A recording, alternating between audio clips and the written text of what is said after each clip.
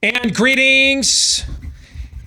Happy Friday. We are here, yes, undeterred amid billowing clouds of coronavirus-infected air and equipment. Nonetheless, we persist here on the Steve Deace Show on BlazeTV, radio, and podcast. Todd and Aaron are here because I don't care about them. Only the almighty dollar. Am I doing this right? Right? Well, everybody knew before today that you don't care about us. I thought that was clear. I just wanted to make sure that I'm doing this right. And you handed me your my paycheck, so that's all I care about. And I want you to know I licked it a few times before I handed it over. Very good. Just to make it especially personal, indeed. It's going to be one of those days, isn't it? Good. We need it. We need one of those days. 888-900-3393 is the number. 888-900-3393. Steve at stevedeace.com is how you can email us. Like us on Facebook. Follow us on Twitter at Steve Deace Show. Feedback Friday is coming your way a little bit later on next hour, where we delve into what you've been sending us to the stevedeace.com inbox. And a lot of it, I will warn you, is not happy. Not happy. All right. Also, don't forget, if you're looking for clips of this show that you can sample or share, go to youtube.com/Steve Deace, youtube.com/Steve Deace. Our good friend Bob Vander Plaats is here. Rare to see him on a Friday, but he is going to take part alongside the three of us in what is coming your way next. It is time for the Deace Group.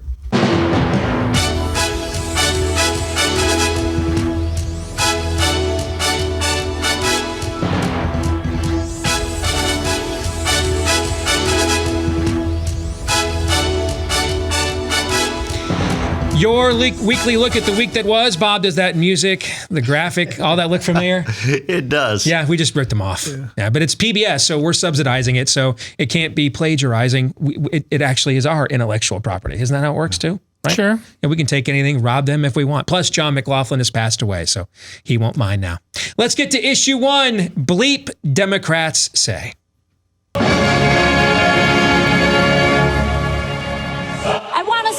Today, first of all, we love you back. We love you right back. We want to start off today, of course, recognizing International Women's Day. To all the powerful ladies and gender non-conforming femmes out there, we're here for you. It's not just America that's on the line with this election. It's the world. And I mean that in the sense both of climate change. You are actively trying to diminish our Second Amendment right and take away our guns. You're full of Trump and his friends want to cut funding for Planned Parenthood. Well, we've got some bad news for them because we're going to substantially increase funding. And it's personal, and it was hurtful to hear you talk about the reputations of two United States senators who built their reputations and career on the segregation of race in this country. I have decided that I am, with great enthusiasm, going to endorse Joe Biden for President of the United States. I believe in Joe. I really believe in him, and I've known him for a long time. But those kids did not show up, at least if you look at the numbers. I mean, just overall, this race. So how can you say the progressive position is still prevailing nationwide when Joe Biden is winning so much? Well, I think one thing that isn't being talked about is the rampant voter suppression in this country. When that vaccine is developed, and it must be developed as quickly as we can, working with folks all over the world. Obviously, it should be made free to every person in this country, and in fact, every person in the world. The coronavirus does not have a political affiliation.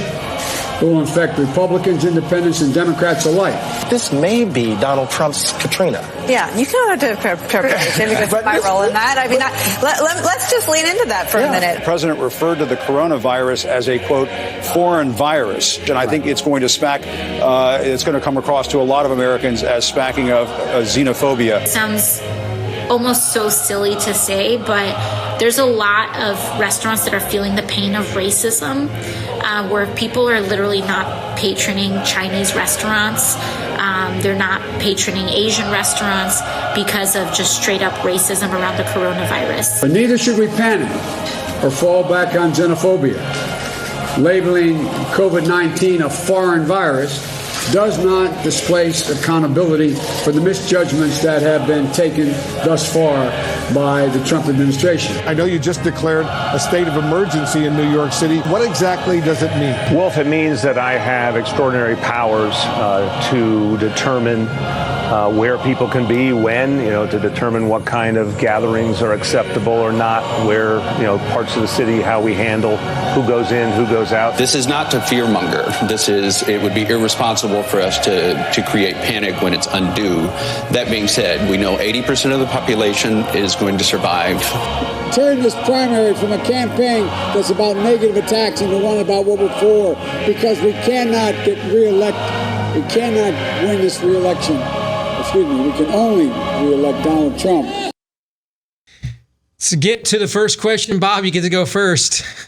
Since you seem to be the most tickled by that, I've got to ask you first. Your favorite flavor of total depravity from that montage this week was what, Mr. Vander Plaats? Kamala Harris. I love being dressed in black with a brick wall behind her and saying she is with great enthusiasm endorsing Joe Biden. But they caught her coming out of the funeral home, right? Endorsing Joe Biden, who then turned around and endorsed Donald Trump. All right. Todd, your favorite.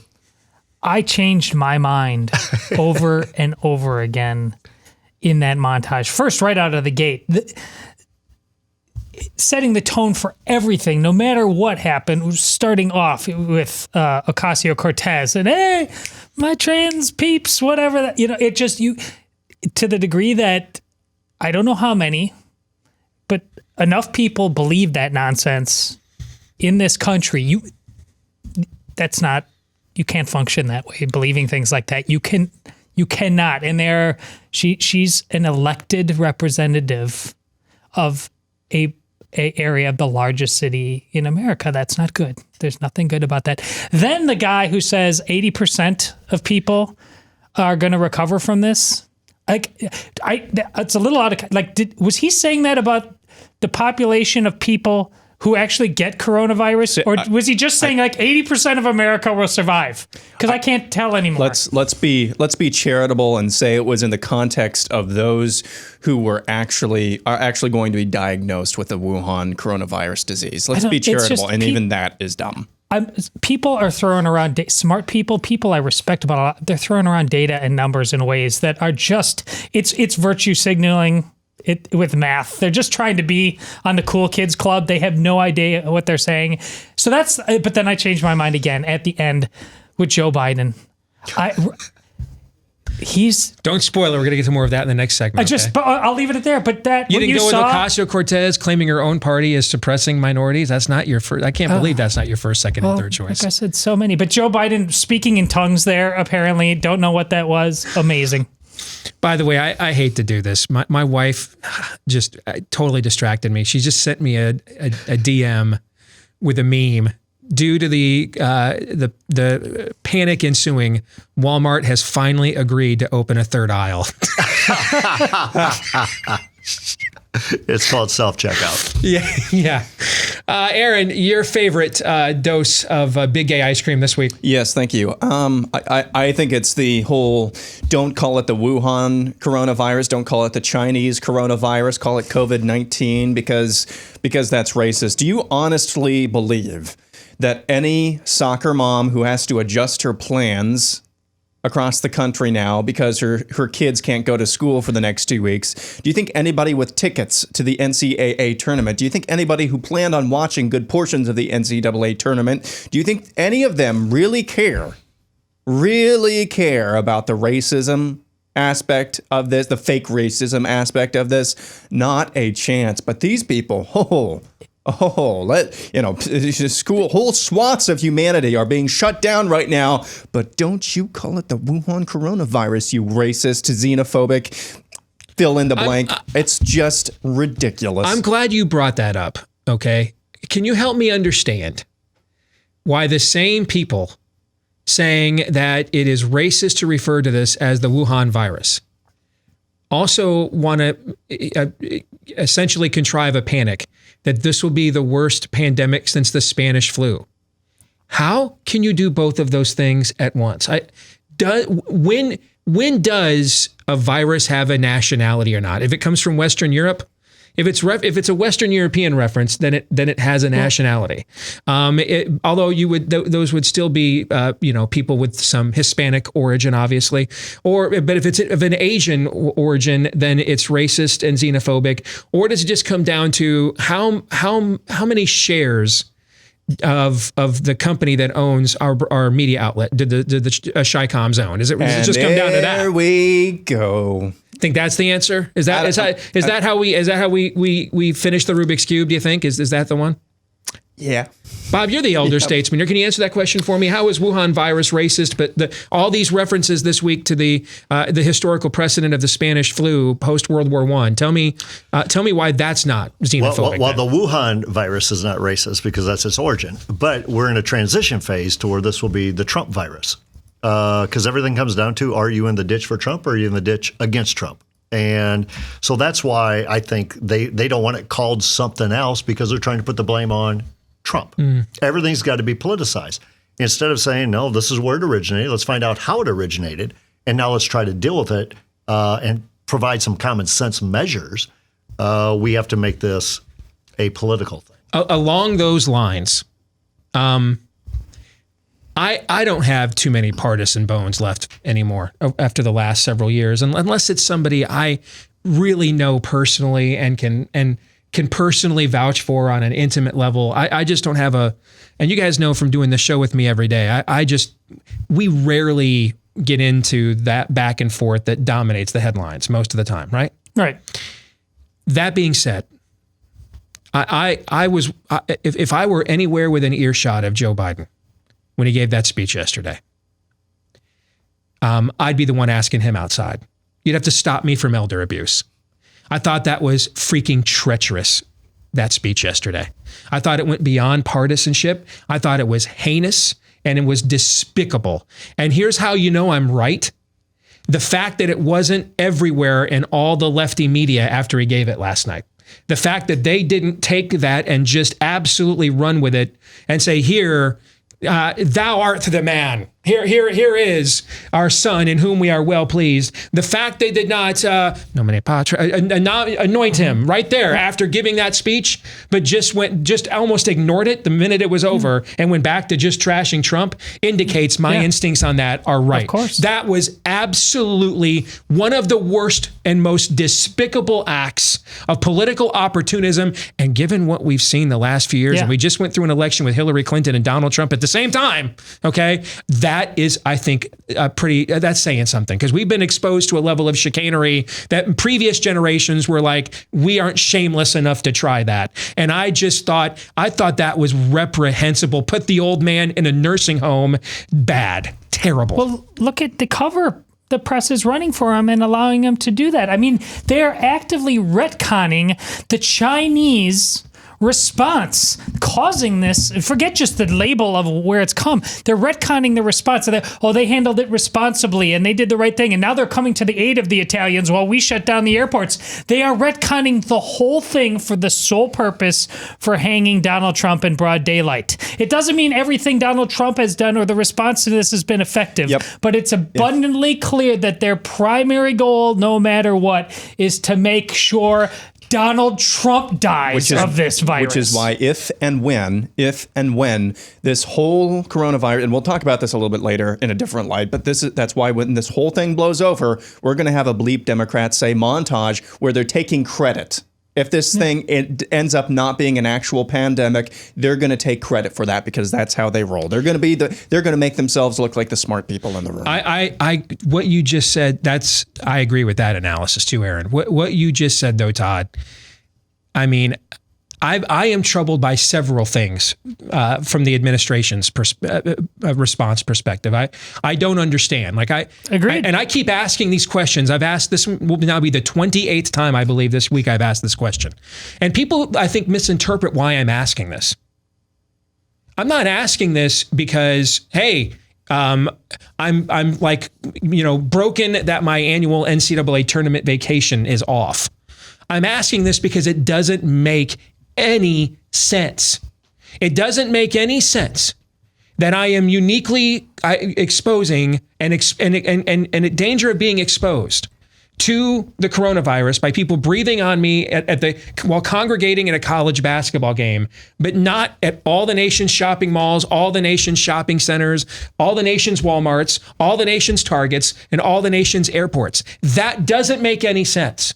All right. I know we talked about this yesterday. So either they need to shut more things down or something, or something we probably don't even want to really contemplate is happening. Right. Yeah. Because these two things cannot be simultaneously true.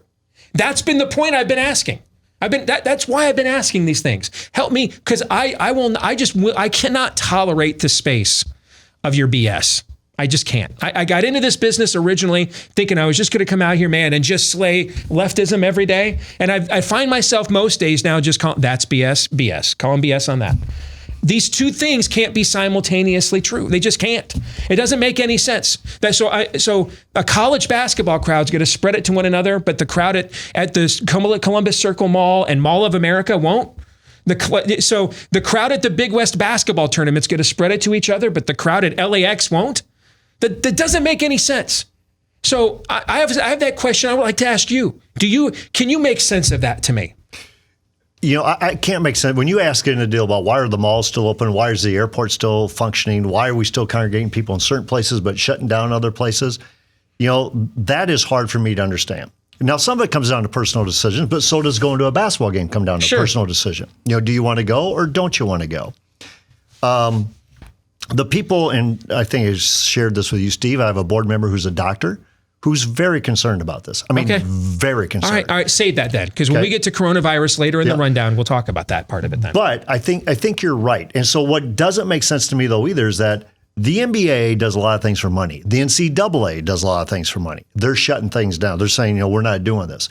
The Iowa High School Athletic Association has got their state tournament going on right now. They do a lot of things for money. They're limiting crowds to 100 people right now. Right. So there's things that, you know, to me, it's a deal of, especially for those of us as believers, we just talked about this in a team meeting at the Family Leader. We will be wise. We will be diligent. We will act with common sense, and we'll do as many measures as we think is good. Okay? Be smart about this, but we're not going to be alarming. The difference here, though, is all of the entities that you just mentioned do things for money, but they are also heavily influenced by the forces and worldview that drive left America media coverage, right? How many Trump voters do you think work at the, hold on a second. How many Trump voters do you think work at the NCAA headquarters at Overland Park, Kansas? There's absolutely zero. Okay, how many Trump voters do you think are in Michael Silver's office at the National Basketball Association? Agree. Concede all those. Okay. However, how many Trump voters had Trump going on national television and basically canceling events, canceling whatever, not allowing people come to the White House? So this is a Trump deal too, where somebody's getting to him going, wait a minute. But you know what? This is the right conversation we will have later. My only point is these two things can't be simultaneously true. We either need to shut things down or we don't. That's my point. But let's get to the exit question. On a scale of 1 to 10, with 1 being as fraudulent or 1 being as sincere as Mitt Romney's claim to be profoundly religious, and 10, I'm sorry, I just can't help but throw fraudulent in there whenever Mitt Romney's name comes up, and 10 being as confirmed and enthusiastic as Lindsey Graham's preference for illegal aliens over actual Americans. Rate this week's dose of cray-cray, Aaron. I'm going to give it a 7. Todd? Oh, it's a 10. What do you think, Bob? 1 to 10? I think it's an 8. It's an 8. Issue 2, Joe Biden has dementia. This is Joe Biden 4 years ago. You know, if Bernie Sanders never said he was a democratic socialist, based on what he's saying, people wouldn't be calling him a democratic socialist.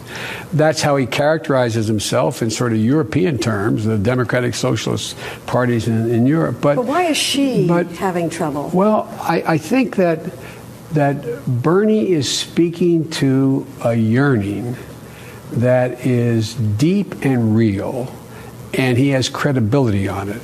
And that is the absolute enormous concentration of wealth in a small group of people, with the middle class now being able to be shown being left out. There used to be a basic bargain. If you contributed to the profitability of an enterprise, you got to share in the profit. That's been broken. And this is Joe Biden now. Cut to the President of the United States. 3,900 of them right here in the state of South Carolina. One of the things I'm proudest of is getting passed, getting moved, getting control of the Paris Climate Accord. I'm the guy that came back after meeting with Deng Xiaoping and making the case that I believe China would join if we put pressure on them. Poor kids are just as bright and just as talented as white kids. 150 million people have been killed since 2007 when Bernie voted to exempt the gun manufacturers. My name's Joe Biden. I'm a Democratic candidate for the United States Senate. Look me over. If you like what you see, help out. If not, vote for the other side. We hold these truths to be self-evident. All men and women created by you know the thing. And by the way, I sit on the stand and it get hot. I got hairy legs that turn blonde in the sun. And the kids used to come up and reach in the pool and rub my leg down so it was straight, and then watch the hair come back up again. They'd look at it. So I learned about roaches. I learned about kids jumping on my lap. And I've loved kids jumping on my lap.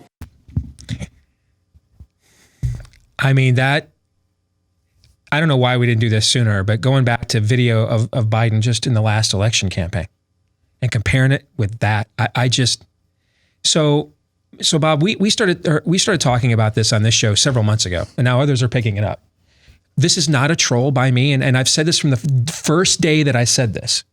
I do believe that if Joe Biden was leading a rival investment group to take over a publicly traded company, that you could go into a court of law and at least get a hearing that he's legally incompetent. Could not do, he doesn't have his faculties. He can't run this company.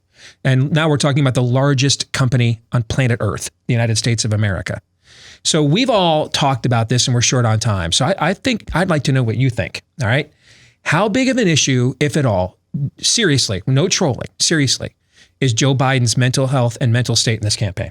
I think it's a big issue. Matter of fact, many times I tell my family, tell people around our team, I feel sorry for him. He's put in a position because he is the one they believe can beat Donald Trump. So to the people who want to get rid of Trump, that's all they're worried about with Biden. They're not caring about his mental faculties, anything like that. He can beat Donald Trump. But if you were to go to a corporation, even for him to sit on a board of directors, you would basically say, let's make him something emeritus, but let's get him out of a decision-making role. Because what you're seeing, it's just disturbing, and that he's going to be running for president of the United States.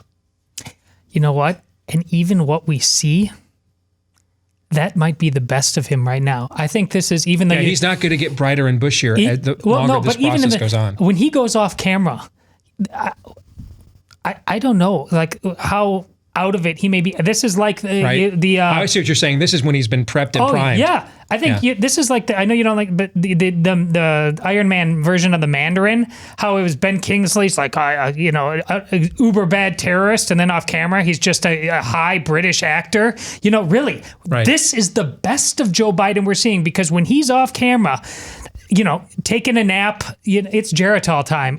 And listen, if he was just an every guy, he'd be the lovable grandpa. Thank you for your service to our country. But this is unacceptable.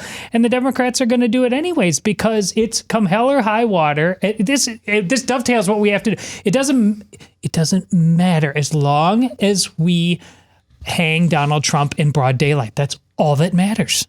Well, you see how they're going to deal with it. I mean, the speech that Steve referred to earlier, that was a press conference. I've done press conferences. You do not do press conferences with teleprompters. Yeah. He had a teleprompter, and they made sure he stayed on script. Mm-hmm. They will control him. His worst nightmare right now is that Bernie Sanders is still in the race. But with Bernie Sanders still in the race, he's still going to have to do public events without teleprompters, debates without teleprompters. We're supposed to do one on Sunday for 2 hours, just the two of them one-on-one on a stage. Sure. That'll be fascinating to see. I don't really suspect Bernie to pull his pants down. I'm just going to be fascinated to see what happens when he has to talk that much and hold the spotlight himself that much. That's why when I watched the speech for a while yesterday, not agreeing with his content, but I was like, the dude's looking pretty good. Then I figured out he's got a teleprompter. Yeah. And then get the blank out after you're done. Right. And I mean, the thing that went on earlier this week, where on primary day, where Simone Sanders, his campaign spokeswoman, is literally holding his arm and guiding him like we do our elderly grandparents on how to walk and where to go. And then the media asks him a question about coronavirus, and he says, apparently Sanders is joining Trump. I mean, just totally not even related to what was being asked. But we saw this in Iowa in the caucuses. If you recall, that's why he got rejected so badly. Right. If you recall, that's retail politics. Yeah. He was getting guided around an African American church in inner city Des Moines. Basically, you should see this person. You should see. But he was and he just looked lost. And I think that's why you're right. Iowans rejected him. I think, and this should be a state given its elderly population, et cetera, its rural population. It's his lane. That's his lane. He was put in the race to bring those voters that Trump took away from them in 2016, elderly rural whites. He was put into this race to bring those people back home, right? That remember the Obama years and the years when Democrats weren't anti-America, just more big government than we were, right? The fact that Iowa's elderly white rural population got a 7 to 8 month look at that, and then resoundingly said, this guy's just can't do the job, I think speaks volumes of what him having the spotlight all to himself as a standard bearer will look like. And it wasn't Iowans rejecting him because he couldn't do the job. They rejected him because they said, that will not beat Donald Trump. Well, that's the job. Right. That is the job. Sure. Okay. Exit question. If the odds Joe Biden ultimately is not, I was having this conversation with a buddy of mine last night, political buddy of mine. If the odds and he told me he talks to a lot of Democrats. He told me even among the Democrats and stuff he talks to, like at MSNBC, 30% of them think, or they think there's about 30% odds they'll get rid of Biden after Bernie's gone. If the odds Joe Biden ultimately is not Donald Trump's opponent this fall, for whatever reason, were a Def Leppard song, which Def Leppard song would it be? A, Rock of Ages, as if he's solid. B, Hysteria, it's up in the air, no one knows. C, Bring It On, the Heartbreak. He isn't going to make it. What do you think, Todd? Hysteria, but I want to say Bring On the Heartbreak. I'm hedging a little bit, but I'll go with Hysteria for now. Can you imagine? Yes, I can. I can. I know you can. But can you imagine, let's say this pandemic is as bad or worse as being forecasted, or that it's not. But the American people then, while undergoing something like this or having gotten through, turning around and then saying, yeah, let's put the guy who doesn't know where he's at or what office he's running for. Yeah. Let's put him in charge of the next Wuhan. Can you? I cannot imagine that. Only people that just were never going to vote for Donald Trump, no matter what he did, are going to say, I feel fine giving the country to that. That's my own view. Aaron. It's C. Bring It On the Heartbreak. You don't think he's going to make it? No. Guys, here's the other thing to think about. We're not to the summertime with the heat. You're going to be a standard bearer. Can you imagine a convention speech where he's going to be up there for 45, 50 minutes and every network's going to carry it? They have to be aware of this on the other side, right? They have to know this, right? They have to. They have to be aware of this. Yes. This just has to be, if you can't be with the one you love, honey, love the one you're with. This is purely transactional for a time to dispatch Bernie Sanders, and then the adults are going to walk in and figure out what to do from there. Yeah.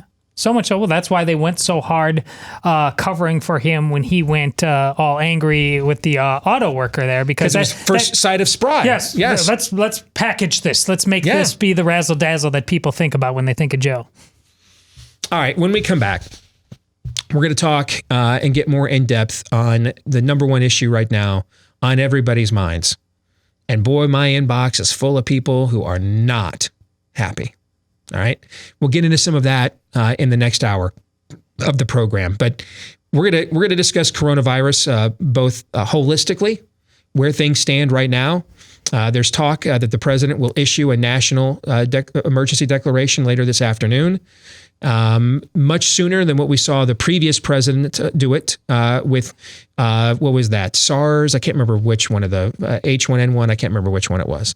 So, and then how are we on a personal level in our own families? How are we responding and reacting to this? All right. We'll have that conversation and more when we come back.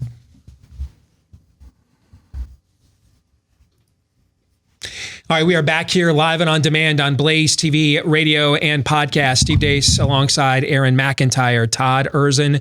Bob Vander Plaats is the third member of our Deace Group panel as we look back on the week that was, which brings us to issue 3, coronavirus. We're being told the Wuhan coronavirus started months ago at an open market in the city of Wuhan, China, thanks to bat droppings contaminating food. Now, Americans from Maine to California are stocking up on the essentials like toilet paper and garlic. Basically, all major sporting events in the country have been canceled, including the annual NCAA men's basketball tournament. And at this point, it's better to ask what's not canceled. According to the Centers for Disease Control website, a little over 1,200 cases of the virus have been confirmed in the United States, with 36 deaths reported. Earlier this week, President Trump announced he's suspending travel from Europe, where in Italy, the disease and subsequent panic is doing nothing short of ravaging the northern portion of that country.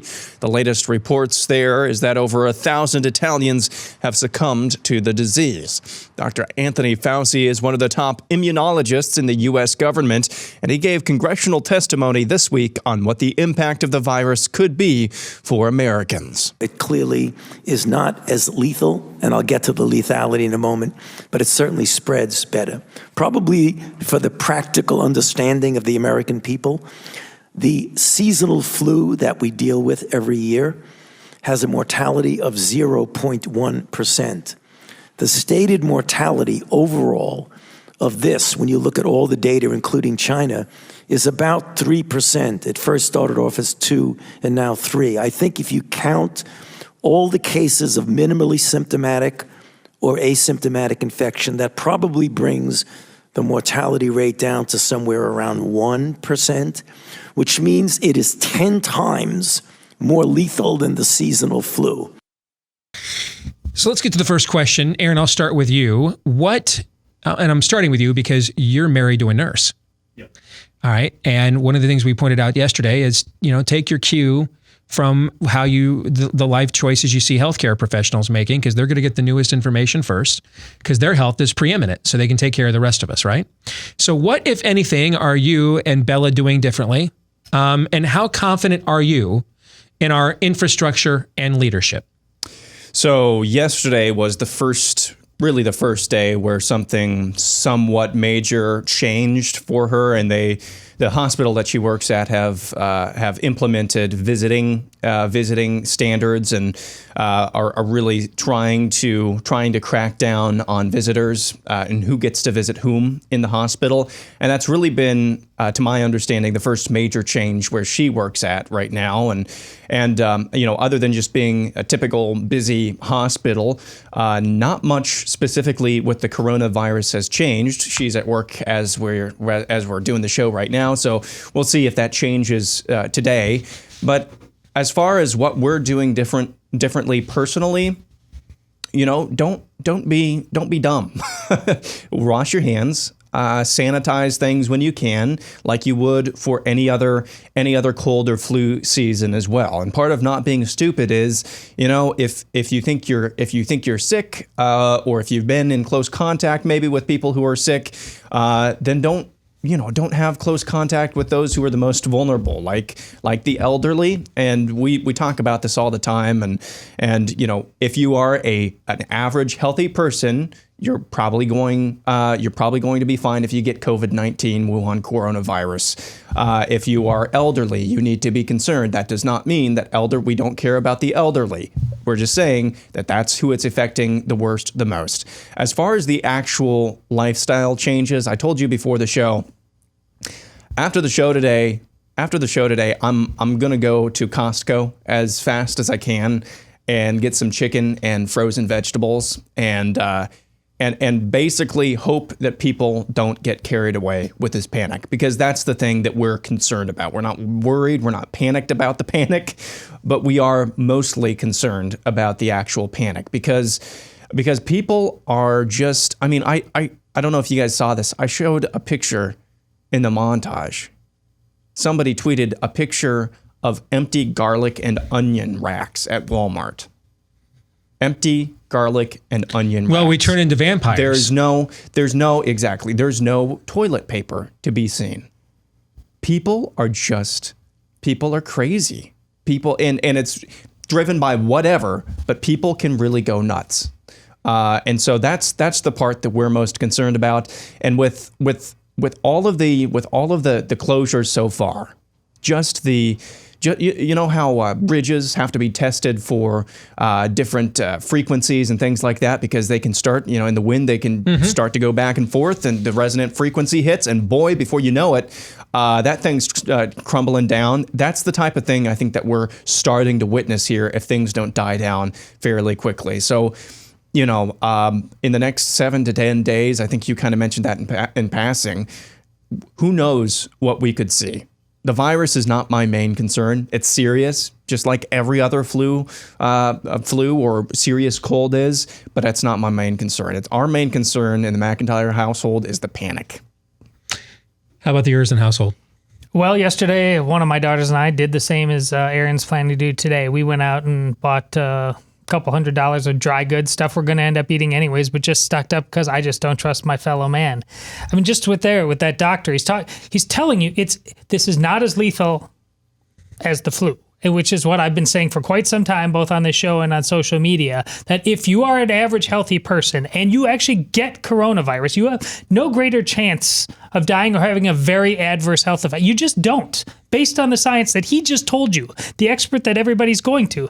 But then he said, because of the rate of spread of this thing, volume-wise, it just is getting to people more quickly. So you just may have more people having this than you have the flu, and then who knows what happens. But the mixed messages from then on, testing, we can't test. Well, to get tested, you got to go to some place to get tested by a professional. Those same professionals are telling you, if you have symptoms, don't stay at home. Most people recover from this. You'll be fine. Stay home, do vitamin C, do all that stuff. So you're being told to stay there, not worry about it. You're probably fed in. You got to race out. This testing is vital. The mixed messages, just like Steve said about airports versus closing of sports things, are everywhere. So people are looking for solace wherever they can, including buying onions. I'm serious. Listen, I'm not tone deaf to what's at stake with lives. Once again, I have as much credibility right now as anybody. I just buried my father. I saw what it looks like.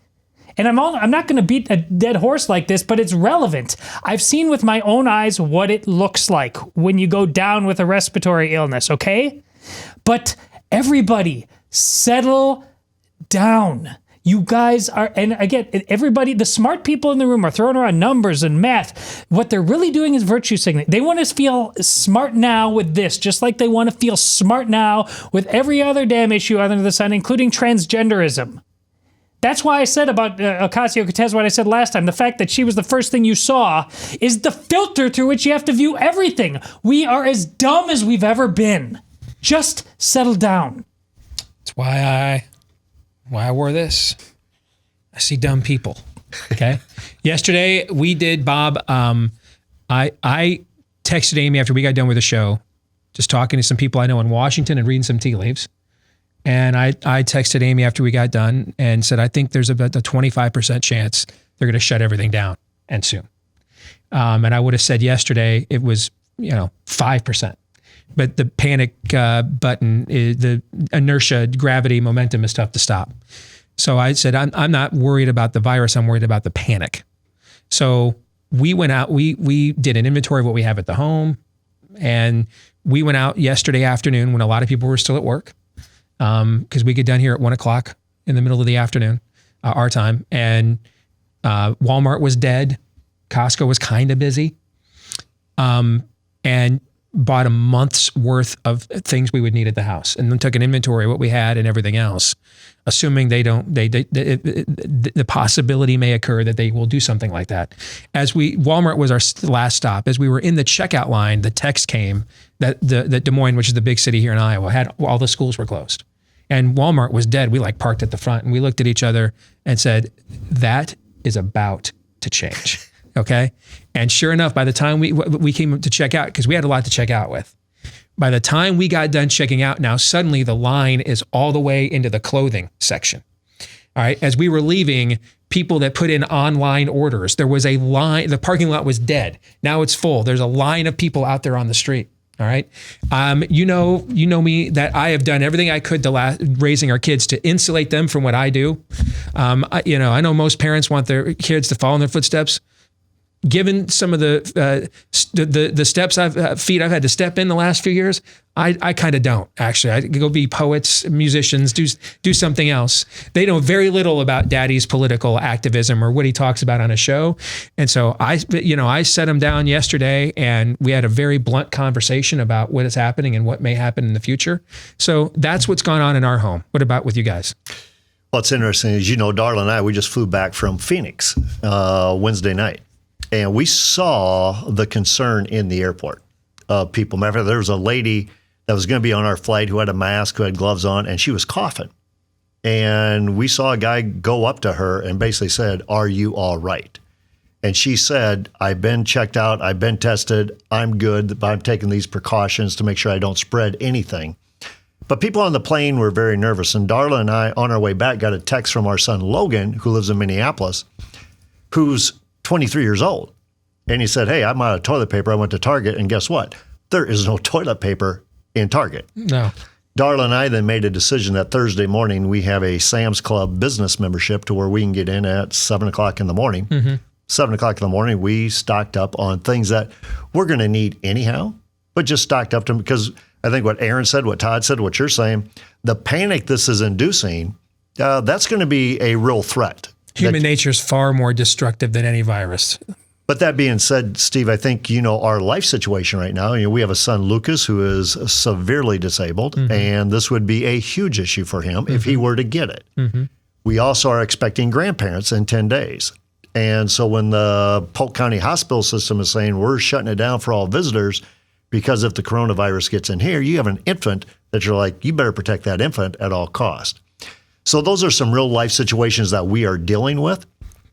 And so I think the big deal, and again, we challenge Darla and I challenge each other. We challenge the team again today. Let's be wise. Let's act out of common sense precaution, but let us not be alarmed. We know where our hope is. Exit question: on a scale of 1 to 10, with 1 being same as it ever was, 10 being mass quarantines, martial law. A week from now, when we do the next Deace Group, where do you think the average Americans, the impact on the average American of this story will be, Todd? One is I'm confident that no big deal, right? This is I mean, obviously based on the impact on the average American will not be that big of a deal. Yeah. Obviously based on the rant I just went on. I want to say something very close to a 1, but I also just went out shopping for dry goods because I don't trust. I have to go with a 5. I am hedging every bet. I don't take holds. I can't remember. I got a hold on that. I have no damn idea what people are doing. Okay, 5 is a good hold. You're like right in the middle. Yeah. Okay. Aaron, I'm hedging on human nature, so I'm at a 7.5 or 8. Bob. I'd be with Aaron. I think you're going to be at a 7, maybe a little bit more. So I think with the press conferences that are coming up of government leaders who are going to shut down more things, I think with the increased testing, you're going to get more cases. And so people are going to start seeing the increase. I saw the Ohio health officials say that they believe their peak is going to be April 30 in Ohio. If that's the case, you got a lot longer. And so people's panic is going to increase unless there's a reason why this has settled down quickly. And I think a week from now, you're going to be more at a 7 than you are at a 2. Let's get to issue 4, NBA schadenfreude. You may remember the start of the NBA season when a front office official for the Houston Rockets tweeted something in support of the Hong Kong protesters, which set off a chain reaction of pro-Chinese propaganda from the NBA and its players after the communist government took umbrage with that message. It has not come up in terms of people asking me about it, people discussing it, nor has our record of human rights abuses come up either. Things that our country needs to look at and resolve, that hasn't come up either. So none of us are perfect. And we all have different issues that we have to get to. Well, now the NBA has suspended its season thanks to a virus whose origins are in China. The NBA is suspending its season because of the very same China it bowed the knee to at the start of the season is one of the biggest examples of schadenfreude. I'm going to be 47 in July if I make it this far with what's going on right now. It's one of the biggest examples of schadenfreude I can ever remember. And in any platform, any venue in American history. Do you have a better one, or at least a good one? Quickly, Bob. I really don't. I think this is actually, quite apropos. It reminds me of the movie in Hoosiers when the guy says, if you go out naked and bark at the moon, right, on your, that's up to you. You do it in my living room, I have to deal with it. That's what it's in my living room. What do you think, Todd? How about ESPN after going woke sports? And we know that it seems to have learned some lessons, but now literally having no sports to cover for how long? Like, what's this going to look like? 30 for 30. Well, if they were smart, who knows if they are? That Michael Jordan Bulls 90s documentary that they're debut putting it in there right now. It's supposed to be out later this summer. They'd put it in there right now. Stuff like that if they were smart. Yeah, but that's a good point. Aaron, what about yours? So it's not just you, so don't take this personally, Steve, or take it personally, but it's not just you, but everybody who was freaking out about Patrick Mahomes on the cover of Madden, going from that to winning Super Bowl MVP. Inject that right into my So a reverse schadenfreude is what you're talking about. All right, spoken like a true Chiefs fan. Indeed, yes. Let's get to our predictions. Todd, you get to go first. Go. Tom Brady is going to not play for the Patriots, and he's not going to play for anybody else. He's going to retire. By the way, that's going to be, ESPN's going to turn into the NFL free agency channel because that's getting ready to get started. All right, that will be everything they do all day. Will be that. Yeah. Like another NFL network. Aaron. I'm re-racking this from earlier this week, but we are going to see it be common practice for the common cold to be given a name by the mainstream media. Bob. Yeah, I really don't have a prediction. It wasn't all that prepared, but I do think you're going to see that church services across the country are going to be canceled or be viewed online. Okay. My prediction is Mike Pence's place on the ticket this fall is at stake. Totally agree. Over coronavirus. And if the administration looks incompetent or unprepared when this is all said and done, he's toast, I believe. I think Trump will dump him and replace him with a minority or a woman, is what I think. That's my prediction. So I was going to get a good one. Quick reaction. You agree with that? Totally agree. And I think it'd be Nikki Haley. Okay. Yeah. Same with both of you. I think that's the solid money. Aaron, what do you think? Agreed. It really, again, I want to underscore, it has to be really bad. Like if this blows over in like 2 weeks somehow, then I think it's status quo. But I think it has to be really bad for that to happen. Bob, thanks for being here, man. It's good to see you. Thank you. Appreciate it. You bet. The Deace Group brought to you by Riduzone. Now's a good time to get healthy, right? And get back on the wagon when it comes to losing weight. Obesity can be one of the things that's a gateway for other problems later on and weakens your immune system. So if you've been struggling with dieting alone, and exercise is great, but you cannot out-train a bad diet, go with Riduzone. It's the only FDA-accepted product that includes OEA, the naturally occurring molecule that helps you feel full faster, burns stored fat, and reduces your calorie intake at the exact same time. The only place you can get it is on their website at riduzone.com. That's RIDUZONE for riduzone.com. RIDUZONE. And if you use promo code Steve when you go there, you'll get up to 65% off and free shipping as well at riduzone.com. Promo code Steve. We'll come back with hour number 2, and Feedback Friday is next. Stay tuned.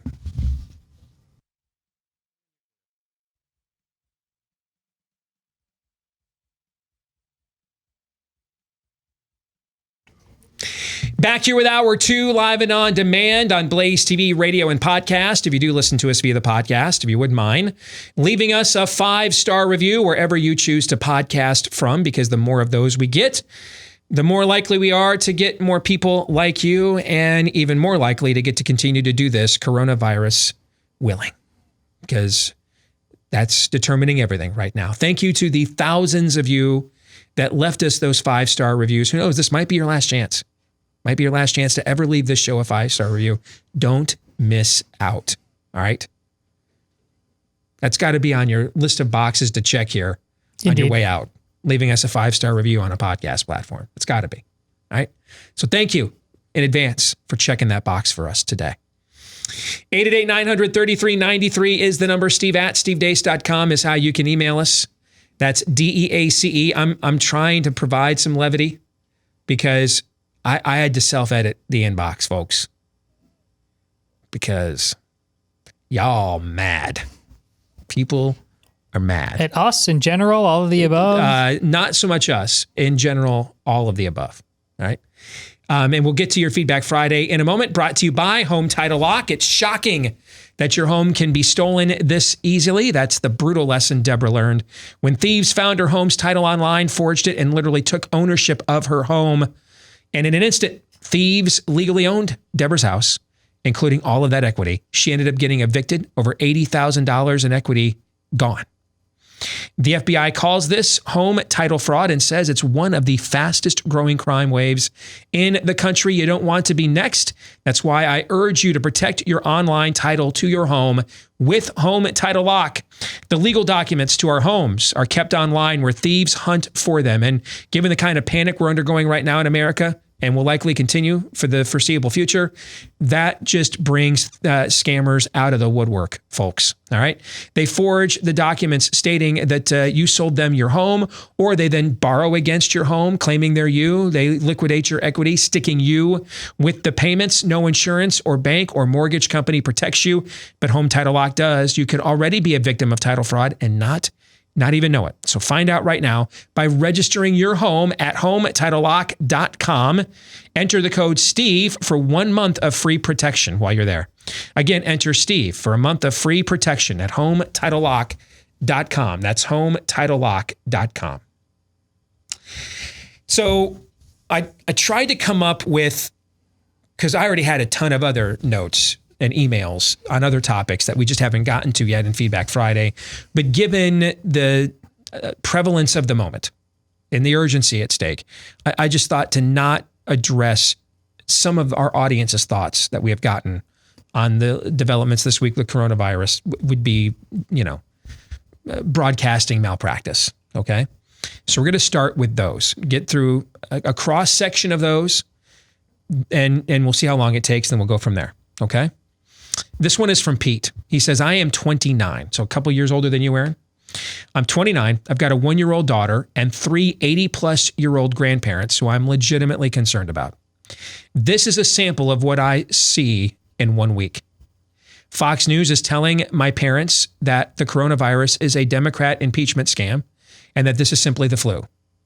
MSNBC is actively hoping that this is Trump's Hurricane Katrina moment and wants to leverage it to make us forget about Biden's dementia. Republicans want to cure this with a border wall and tax cut, even though other ports of entry like airports process millions of travelers daily. The Trump administration puts people like Ben Carson on TV who are not exactly inspiring confidence when there is no plan for a cruise ship full of infected people returning. Buy, sell, or hold submissions on if COVID-19 is God's judgment on China. I guess I'm just disgusted with the politicization of something that, while not earth-ending, should be acknowledged for what it is. The bottom line is we're all going to know people who have gotten sick from this, and it's not something that is meme-worthy or worth owning the libs on. On the other end, I want to see the man in charge acknowledge the severity of what we're facing and exercise some leadership instead of witch hunt at rallies. The memes won't be funny if I lose my 85-year-old grandfather. What are your thoughts on what Pete had to say?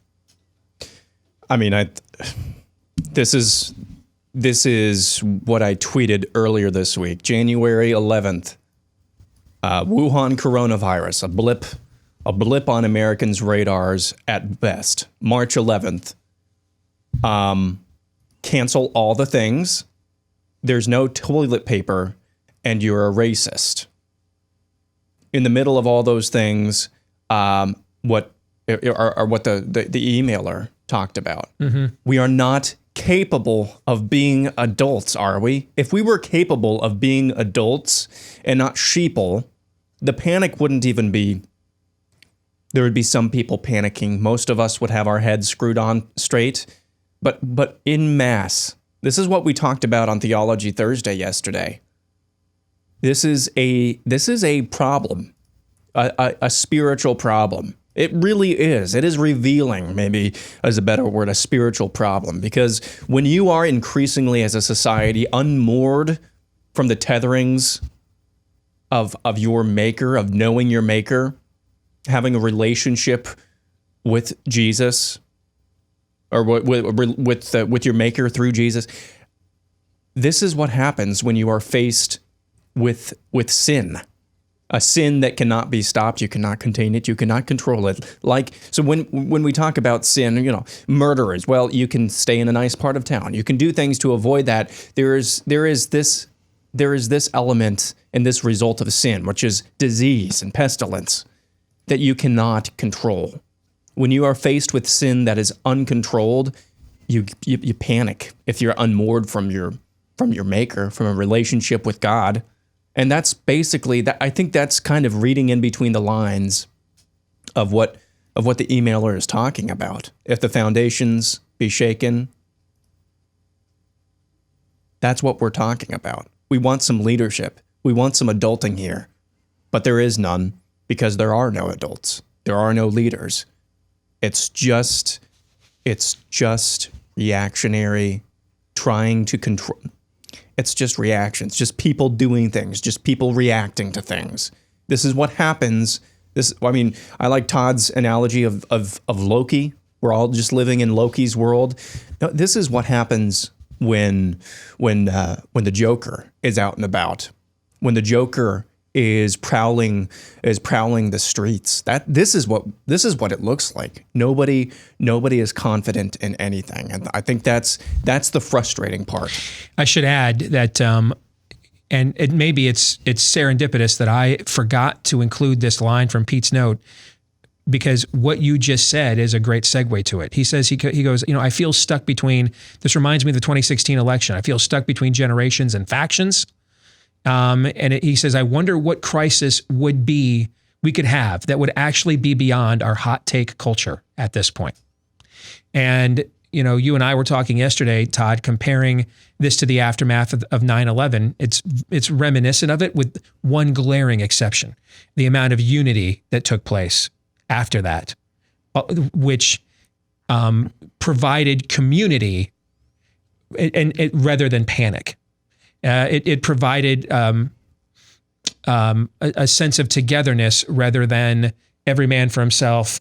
I'm reading tweets, people talking about, I'm watching a woman buy every box of 4-month-old diapers at the store, so nobody else's kid can come and get diapers, stuff like that.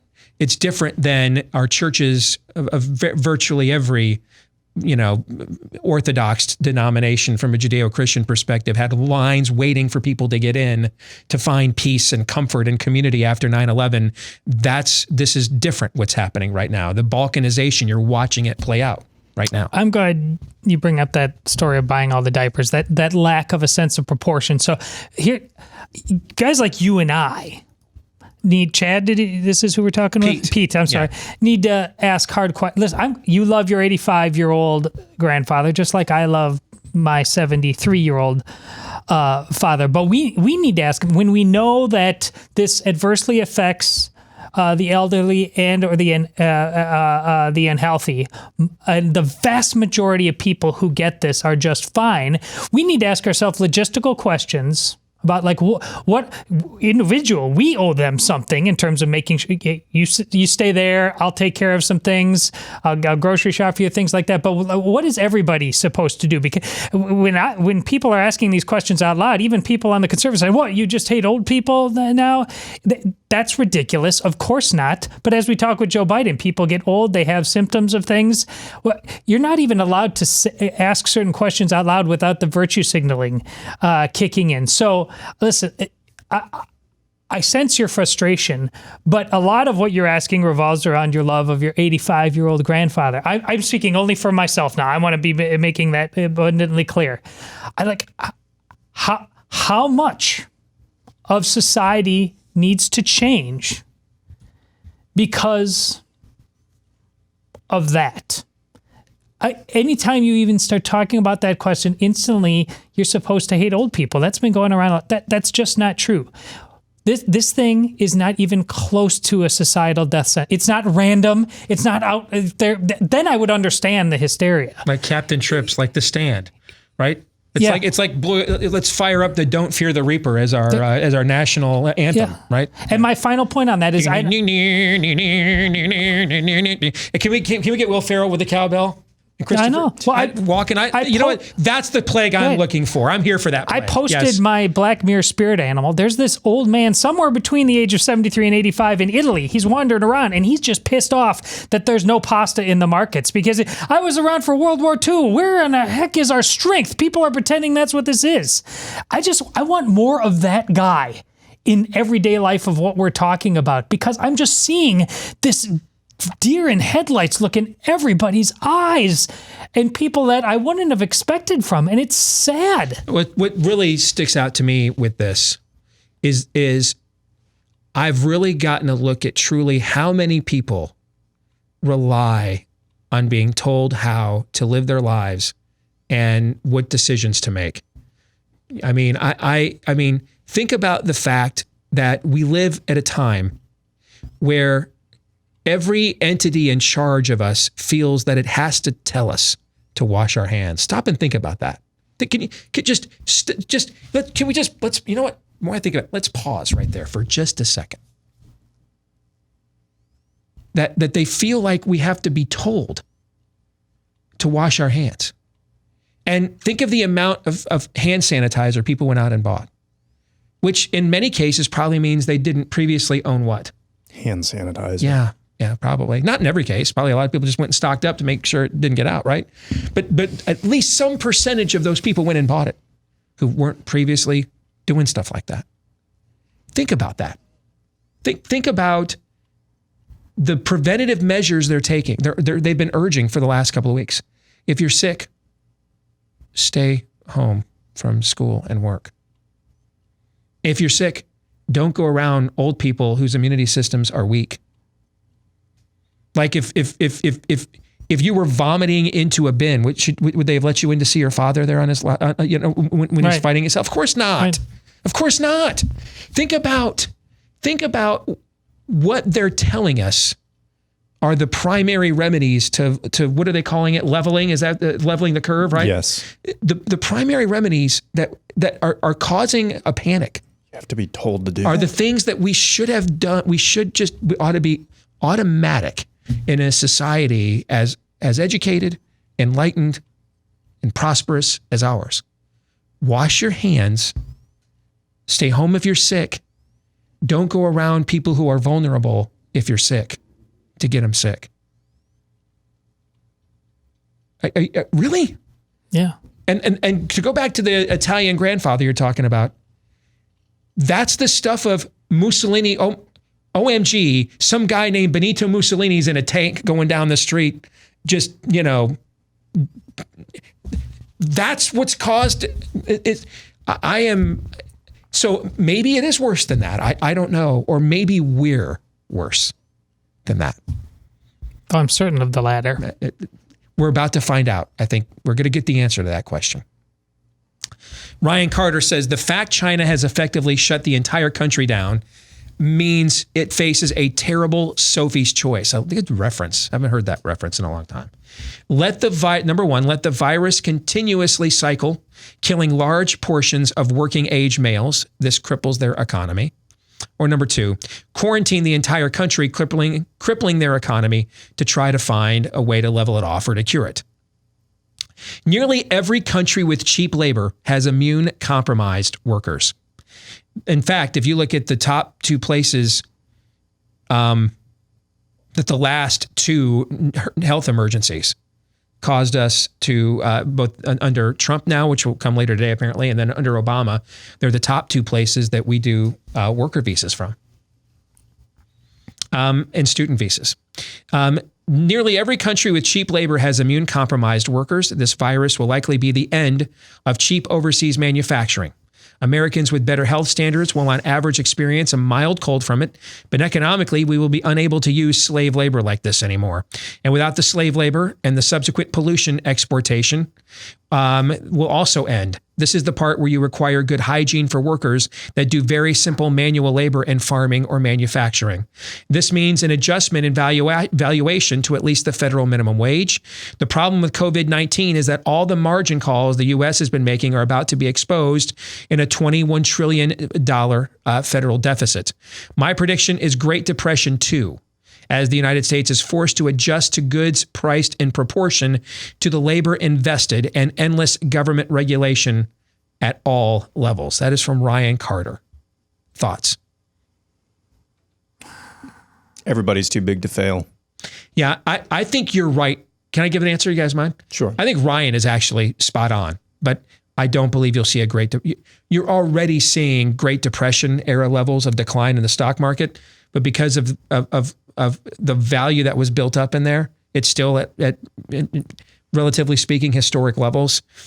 Ryan is correct in the symptoms, but ultimately the cure is going to be everybody's too big to fail. I agree with that. That, we are in a perpetual state of New Deal now. We've never stopped the New Deal approach. Government has just been doing bailouts and printing fiat currency to prevent the sort of endemic meltdown, Ryan, that you are describing. It has been doing this longer than I've been alive. Todd's been alive, all of Aaron's life. Unless you remember World War II, it's been doing it all of every other American that, has been born since. The last three generations, baby boomers, Gen X, millennials, have all lived in a perpetual New Deal cycle of economics.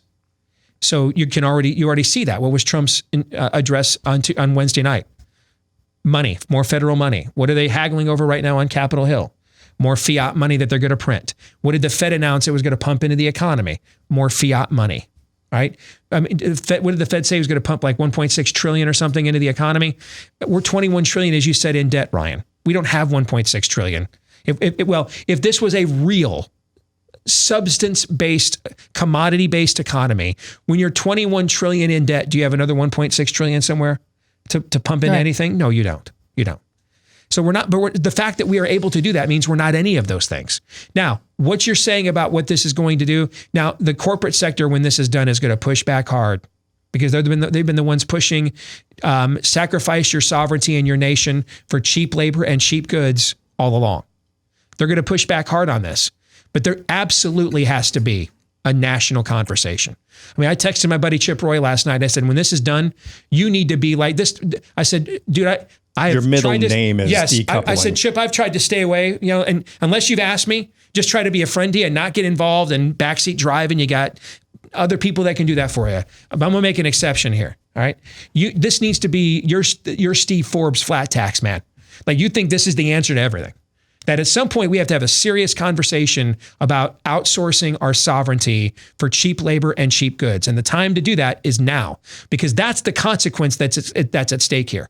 I mean, why are we're out here counting ICU beds and respirators, and we can't, and we've got, medical professionals who can't answer a friendly question on Fox News last night about how many respirators we have and everything else. Why are we doing that? Why are we doing that? You're giving Planned Parenthood $500 million a year. $500 million out of your federal treasury. How many damn respirators and ICU beds would that buy, do you think? Answer's a lot. Answer's a lot. How many COVID-19 tests would that buy? For all you lefties out there tweeting, it's easier to get an AR-15 than a COVID test kit. No, it's not, by the way. But let's just go with your argument. Well, how about this? Deal. Take the $500 million away from Planned Parenthood that just the feds gave them, and we'll use it all to buy COVID-19 test kits. Deal? Think they'll take that offer? Hell no, they won't take that offer. All right? And I'm like, you need to make this like your quintessential hill to die on, because it's a gateway to every other issue. Every other issue. That if we're not going to hold the line on our basic sovereignty, when we're being told right now, we may have to shut the country down for 2 weeks to 30 days. If that's not going to do it, then at this point, man, all y'all might as well just kneel to the anthem. It's a dead song. It's a sentiment. That's all that it is. It's like listening to that. It's like listening to that Captain and Tennille tune when you had your first couple skate in '75. It's like listening to something from a John Hughes '80s movie when Todd and I first asked a girl to dance when we were kids. That's all it is. Yep. It's a memory. It has no meaning at all. No substance to it. It's dead. It's a sentiment. Because if you won't protect your own sovereignty when your own life is at stake, then you aren't even worthy of standing for that anthem in the first place. Might as well be sitting next to Colin Kaepernick. Yeah, the American Revolution, the invisible hand of economics, and it's been taken out back and shot in the head, execution style. Which is why what you're talking about isn't going to happen. There's not going to be a depression because those market forces aren't being brought to bear anymore. If some sort of collapse happens, it's going to be global, and it's not just going to be on America's back. And this exact line of reasoning extends to what I was just talking about with Grandpa. Like the invisible hand applied there, the rhythms of life, the church, the family, hard times, how we come together, what we do. That invisible hand, like I said, has been executed. And so we don't have the moorings to survive anymore. Therefore, we hit Control-Alt-Delete panic, shut it all down, go to the god of government. Steve is absolutely right. That's a promo that should be played over and over and over again. We need right now, this is how many more chances do we have left? We've talked about this on the show way before coronavirus. How many chances do we have left to do the level of recovery effort to get a country back that's where they can? I don't know. Here's the thing I want to add to that, what you just said. Pardon me, I'm sorry. Because let's take the official state explanation. Bat poop. That came from bat poop at wet markets or whatever, okay, in Wuhan, China. Let's say that that's true. Do you know that that's how those people eat? That when you go outside of Beijing and Hong Kong, the rest of that country is the 11th century and thinks that it's still the Ming Dynasty. Did you know that? And they sit out there, there's aardvarks, everything from aardvarks to salamanders, live, just sitting out there live. And those waiting to be killed and processed on site that you take home and eat. Not exactly a kosher diet. Do you know what I'm saying? And you know what those kinds of animals attract when they congregate in those settings? What do they attract? Bugs. But you know what the bugs they attract the most? Ticks. Like malaria, Lyme disease, things of that nature. So if it's not this one, it'll just be another one later. You're importing this into your country. Constantly. People who have a Middle Ages view of sanitation, right on down the line. The wet markets that these people eat over there would make, because you always find out in February, November, and May on your local newscast every year who the dirty diners are, because that's the months of sweeps when they put on their most salacious stories to get the most viewers, because that's when advertisers are buying for the next quarter. That's why it's called Sweeps Month. The way these people eat over there that we have outsourced our country to, they wouldn't put that dirty dining on television. We couldn't hack it. We couldn't handle it. That's not going away. So if it's not this virus, it'll be another one or more of them. At some point, we have to come to grips. Are we an exceptional country or not? Are we or not? If we're not, then just open the damn borders, flood the gates, let everything in. Every human trafficker, every disease, let them in. Because the Democrats need more minority voters that they can scam, and Republican donors need more human chattel. Because the one virus we know there's no vaccine for is the human chattel virus. We know that. Southern border's still open for the drug dealers. So let's just do that then. Let's get busy living or get busy dying. Let's just get with it. Stop lying to ourselves. Sit down when they play the song. Sit.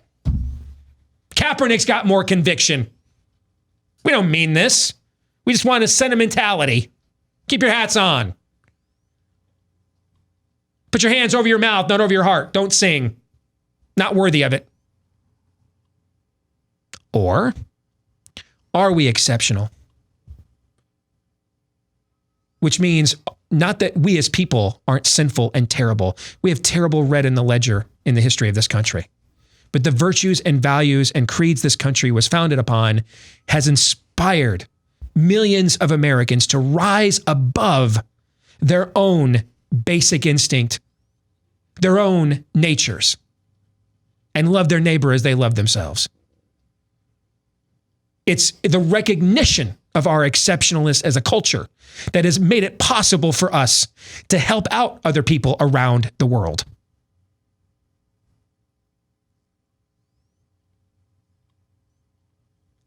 We are right now self-flagellating our own livelihoods and way of life.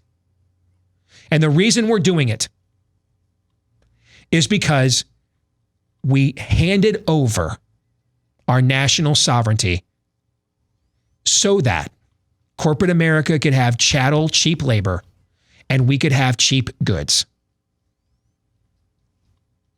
We need to have a serious conversation about what is more important. And now's a good, when this is done is a good time to have it, when it's fresh in the memory banks. Remember, when this is over, remember your kid's senior year, their prom, all the stuff that the graduation party's gone, done, not happening. All the emails I'm getting from people about your kids that made state tournament for this or made some accomplishment for that, gone, not happening now. Your kid's on a spring break or a class trip to Washington, D.C. All that story is legion. It's millions of Americans now. All of that is gone, not coming back, let alone what's happened to your 401ks and everything else this week. When this is done, here's the question to ask ourselves. What is more important? Never letting that happen again. Or when I go to Walmart to buy a gallon of milk, is it okay that it's $7 instead of $3.99? What is more important to me? What's more important to me? To actually have the NCAA tournament? Or that the big screen TV I want to buy to watch it is $1,500 or $2,500? What's more important to me? Because that will be the cost of doing what is necessary so this never happens again. And it's not just all greedy corporate America that's got to make sacrifices. The rest of us are going to have to look in the mirror and ask ourselves that question as well. Do we need 3 car payments because we can get all 3 of them for $200 or less a month so we can afford it? Do we need that?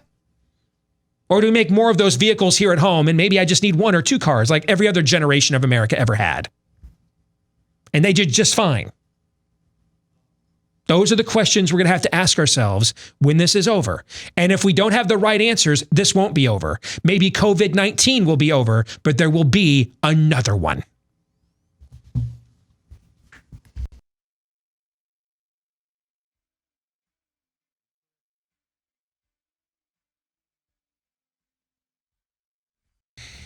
All right, let's get back to your feedback. This is from Shane, who says it's harder and harder to find the steak instead of the Cheetos. That's a reference to the ongoing conversation Daniel Horowitz and I had back in 2018. But what does the audience for conservative media want? Does it want the own and the libs, or does it want the substance of what it takes to defeat the libs? By the way, there's nothing wrong with some owning the libs, you know. I love movie theater popcorn. That's at least like a third of the reason we go, is I love it. But I don't need it to survive. I love Shamrock Shakes. I love a good meme. We have fun, we laugh, but I can't have a diet. I can't, my nutrition can't be based on Shamrock Shakes. It cannot be based on movie theater popcorn or Cadbury mini eggs. I tried that earlier in life. I was 400 pounds. All right. So it can't be based on that. All right. We got to have some solid food. And then once you've reached the proper nutrition, if there's enough room left over for the good stuff, then go at it, right? But Shane says along those lines, thanks for you guys. Thanks to all of you on your show for trying to keep it real. All sports on the professional and collegiate level are being canceled, as well as the kids' sports. My daughter's state swim meet 3 weeks from now was just canceled. My middle daughter's soccer games and tournaments are being canceled for the next month as we speak. Work travel is being suspended, and teleworking will be the norm for the next month. Everyone will be at home all the time. No sports to watch on TV, no work travel to attend, no kids' sports to fill up the weekend, not just in the USA, but I think this will happen throughout the modern world. If I was a guest on your show for the Deace Group Roundtable, my prediction would be that we are about to experience a drastic spike in the birth rates this coming December that we may not have seen in the past several decades. Indeed, I could foresee that that one day a lot of people are going to get together and say, yes, I was conceived during the great coronavirus outbreak of 2020. Those damn coronials and their stupid tomatillo toast. Yes. This birth rate increase could possibly be much greater than the mortality rate of the virus. I would count on it, actually. And the amount of births could potentially be well more than the number of people who ended up dying as a result. I think that's a guarantee. Yes. Yeah. I mean, it's too late for Todd and I now. You're in that group, Aaron. I mean, you're the expert. You're probably closer to being able to answer that kind of question. That's your generation he's talking about. What do you think? Well, I think personally we're going to wait. We're going to hold off for a little while. But no, I mean, you put a bunch of people in close quarters with each other for a while, especially even in the quiet place, they had a kid, right? Yeah. Especially, if it gets really, really bad and like the electricity goes out and there's no entertainment, you actually got to look at each other now. Man, there's no entertainment. You start looking better when there's nothing else to look at, right? What do you think, Todd? Yeah, I won't argue with anything other than to don't just go sit inside. Go sit inside and do that. That's fun. But go out, breathe the fresh air. I went for a run this week. Yes. That was nice. You know what we could end up seeing, man? Something I've not seen since we were kids. We could see kids like in sandlots and stuff like that. Well, I hope so.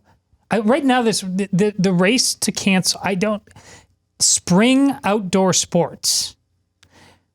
Like, again, college has to travel, so that means indoor planes and all that stuff, but we're not shutting down the airports for anything else as far as we know. Now, that may change at 3 o'clock Eastern. We don't know what the president will say. But like spring outdoor sports in high school, just go inside, sit, do nothing, and breathe on each other. Like I can't connect these dots. It's not possible. Everybody go outside, be healthy, go on walks, go jogging. Do you remember the Obama because I think it was 4 or 5 months. I don't remember if it was Zika, SARS, H1N1, swine bird. I don't remember which one of these it was. Okay, I don't remember. All right, but. And it was his first year in office. Yeah. I think it was 2009, so 10 years ago. When he declared his national emergency several months after the pandemic was declared, do you remember like life changing or anything at all? I don't. Now, I understand that this is a virus that is transported primarily through the act of breathing, right? Okay, so it's a little different. I'm not drawing a moral equivalency about or a part of. I'm just trying to. Situationally, do you remember a drastic change in how we? No, I'm certain there wasn't. Or anything else back then? I don't. No one lost their minds. Delta just announced that they're decreasing their capacity by 40%. Well, that's, you know what, I think more likely. Of course, it was already decreased. Yeah, more likely the customers already decreased that for them would be my guess. Yeah. We just had, I was supposed to be gone in 2 weeks for Phoenix, not going anymore. Yeah. Stephen writes, one of the things that we are at the greatest risk of that I haven't heard anybody talk about is the government overreach that will ultimately come from this. After the government gets this power, it will be an impossibility for them, of them relinquishing that control voluntarily. West Coast states are already impeding the First Amendment's freedom of peaceful assembly by limiting the number of people that can gather. Sadly, this may be just the beginning should the number of cases increase. When the coronavirus is a distant memory, the economy has rebounded and fans can now fill arenas. Those policies that were established that further hinder our freedoms will remain in some form. Now, we had a conversation actually along these lines in our overtime yesterday. All right. And so, because that's exclusive for our Blaze TV subscribers, what is said in the overtime must remain in the overtime. So you can get that conversation from yesterday at blazetv.com/Deace. That's blazetv.com/Deace. But seeing in Aaron's montage at the top of the show, this week this week in what Democrats say, or bleep Democrats say, I should say, Bill de Blasio is probably the worst mayor in the United States of America. And if you're not at least somewhat doing the WTF gif from his Palpatine unlimited power speech right there, if not shiver me timbers to hear the most incompetent mayor in America say, well, it pretty much grants me power over everybody's lives, then we've truly lost our DNA as Americans. So yeah, Stephen, I wouldn't disagree with that whatsoever. And just remember, it ain't no fun when the rabbits got the gun. And remember that. To make the point, I can't believe it hasn't been brought up, but so much is going on. How heinous the forces are that will use an opportunity like this. What the House Democrats are doing to get abortion funding into an emergency bill to deal with this. I mean, that's devil spawn stuff. That's all that is. There's no doubt about that. You're right. John May says, I think it's time to start talking about an indefinite postponement of the election, and then we will see how serious they are about how much they truly care about society. Well, we actually, the Louisiana primary did indefinitely postpone about an hour or two ago. That's for sure. But I understand the spirit of what you're pointing out. You're trying to call out a false objection. Wholeheartedly understand that. Yeah. Lee Dean up in Michigan says, I know one group of people who should be legitimately panicked. Advocates for open borders. Their argument is being washed away in the same way as the original purveyors of liberal theology were doomed by World War I. Lee, you should be right. I know, but they're not going to go without a fight, Lee. You should be right. But they're not going to go without a fight. The American people are going to have to Brexit this thing and say enough. Yes. Short of that, and that's why I went on the rant I went on before the end of the last segment. To win that argument, there will be a cost for this. Okay, you want more things made in America? Well, you know, an American can't come and a crew of American workers can't come and re-roof your home for $7.50 an hour and no bennies. All right, they can't do that. Are you willing to pay more for that? Now, other generations were, and now it was easier for them in some respects. We weren't as regulated. We were still a regulated economy, but not as heavily regulated as we are today. We did not have as much direct government competition with private industry as we have today. All right, which adds to the cost and drives up the standard of living for everything.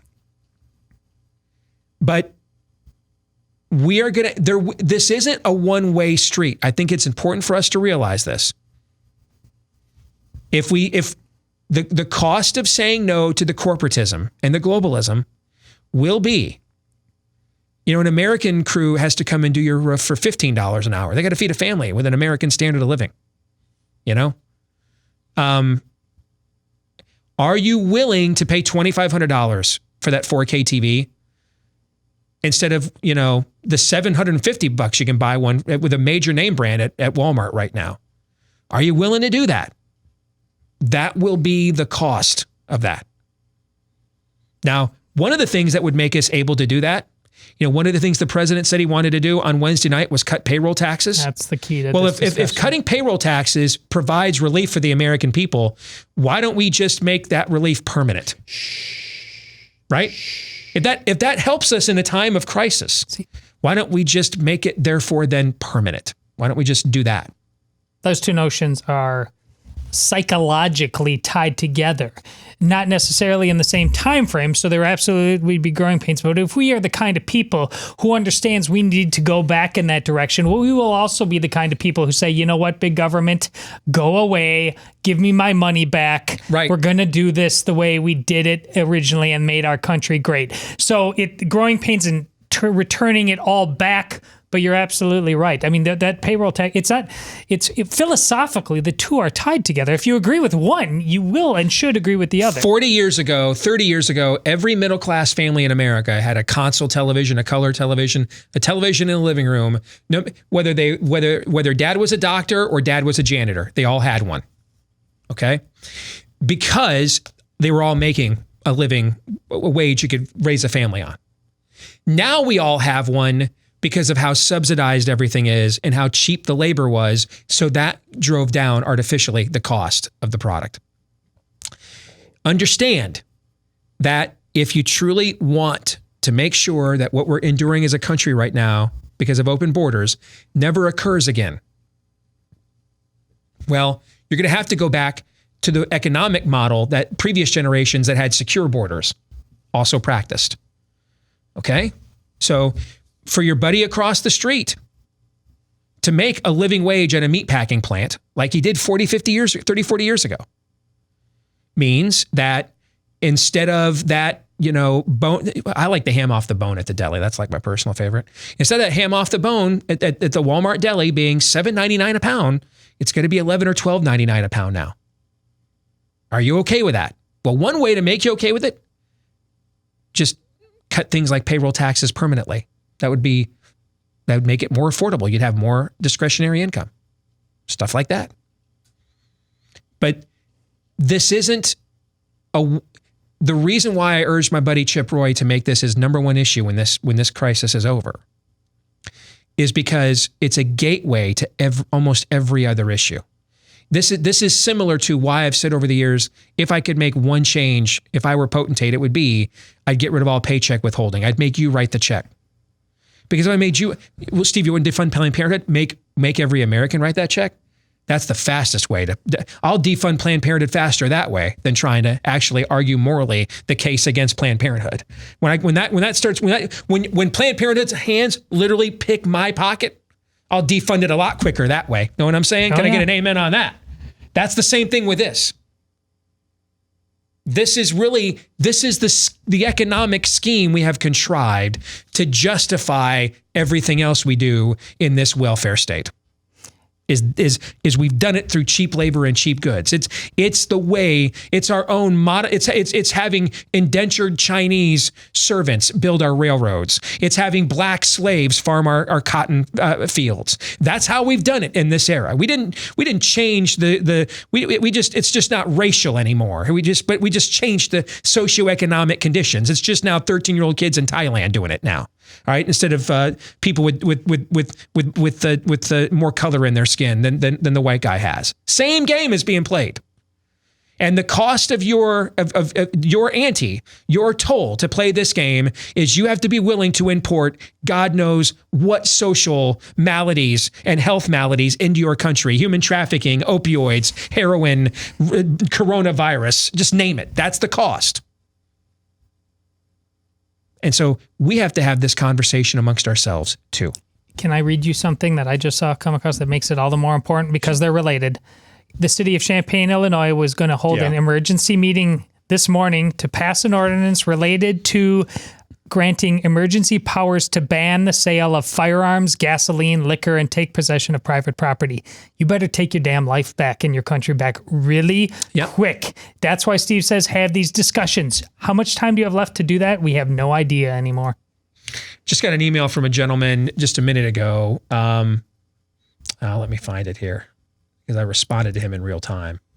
His name is Darby. And he said, guys, you should listen to yourselves. You are telling people and telling everyone not to panic, but then you all just went out and said that you bought several weeks worth of food. Well, I also would tell people not to go out and shoot others. But I would also urge you to keep and bear arms because other people will go out and shoot others. Oh, you're panicking, okay? Steve. I can't ignore the fact that everyone around me is panicking. I'd be irresponsible as a father and a husband if I did not say, hey, we're not going to lose our minds here, but we're going to be prepared while everybody else loses theirs. That's dumb. I'm just going to be honest. That's just dumb. Steve, we go to the grocery store every week. Mm-hmm. I think you do too. That's not panicking. That's surviving. That's taking care of your family. Watching everybody else turn into crazy people means I just got ahead of the game a little bit and stocked up. And I'm doing that based on observing people. It's not panicking. I'm connecting the dots. I'm doing the math. I thought we explained as much as that. No, this is akin to the you shouldn't have a firearm in your home because if you have to shoot an intruder, you're losing a chance to share the gospel with them. Right. Priorities, guys. Not to mention, you should be slapping me on the back because I ended up for 5 of us in that home for a month. I dropped about $1,000 total yesterday. It's at Costco and Walmart. I did my part to put money back into the economy while the people pushing this panic have been robbing you for the last week. So if anything, I had to be getting a helmet sticker for that one. Thank you, gentlemen. Any final thoughts here? We got about 2 minutes. You know what? Can I close with a thought? Do you mind? You should. While we're warning against the dumb, let's not be dumb ourselves. Okay. I saw a tweet going around with somebody talking about, hey, this is God's judgment for letting things like drag queen story time hour go. I don't know if it's divine judgment or not. I don't know. But just be very careful when you throw things like that around. Because essentially, you're asserting that God's punishment for drag queen storytime hour is to kill a bunch of elderly people who actually oppose drag queen storytime hour, right? Right. Okay. So don't be in a rush to be dumb. There's been plenty of things, you guys should know, there's been plenty of things we've discussed here amongst ourselves off the air the last few days. And then we looked at each other and said, it's not the time and place to put these things out on the air. Let's be responsible, right? Let's not tweet about them, right? We've had these conversations. Sure. Just had one of them this morning, in fact, where we went on the air. You know, just enough people are being exposed to dumb already. Don't be in a hurry to add to the dumb. Don't be in a hurry to add to it. That's my parting thought. You guys have anything else? Worship. Love your family. Again, the invisible hand, made popular with an economic term. Well, economia is a Greek term that ultimately means family. You get back to your first things. You're being reminded to do that. At the very least, that divine judgment is at hand. Where would you yet be struck to remember who created heaven and earth? Get back to it now, and life will be better. We're to stick around and do some overtime, best and worst of the week. That shouldn't be difficult this Friday. We're going to do that for our Blaze TV subscribers. BlazeTV.com/Deace if you want to watch that, or subscribe so you can watch that today and all the other content we do at Blaze TV. Be safe and smart, please, this weekend until Monday. And don't panic until Monday, John 3:17.